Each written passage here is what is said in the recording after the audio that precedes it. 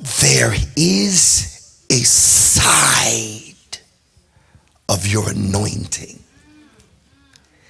that can only be unleashed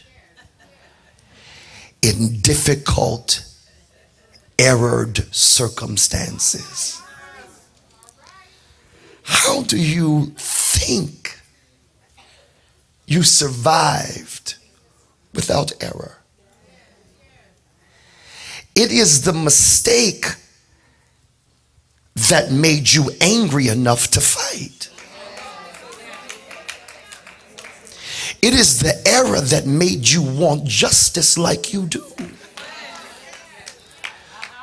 So it was necessary. When you are doing what God has assigned for you to do, oh, don't worry, I'm coming for you today.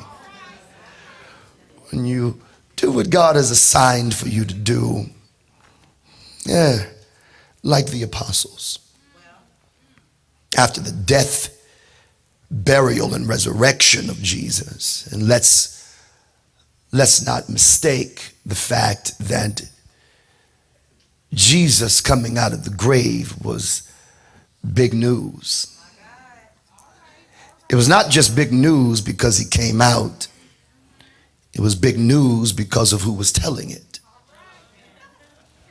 And some people talk about it was the Roman soldiers that was talking, and some of them were converted. That's true. And some people say that it was maybe Pharisees and Sadducees that couldn't believe what they experienced, and some of them talk. That's true. Some say that when they went into the temple and found out that the veil was rent, that was confirmation, and that is true. But that's not really who was convincing people that Jesus was alive. It was them people that were dead that came out that grave and started walking around the city streets and knocking on their family members' door. Now, I don't want to scare anybody, but I will say this, that if you went to somebody's funeral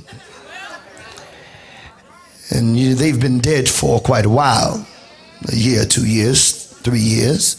My father's been dead since 98. I promise you, if I'm at my house and a knock comes on my door, open my door, and my father, who's been dead from 98, looks at me and said, Jesus lives, I'm saying, well, he's going to have to resurrect me because I'm getting ready to die. Please understand that it was those that were in the grave that came out of the grave and started declaring that Jesus was alive. Nobody better to tell you than somebody that was dead, and he brought life back into you, that you can minister to somebody and tell them Jesus is alive and well. And I'm telling you, I know where he lives because he lives in me.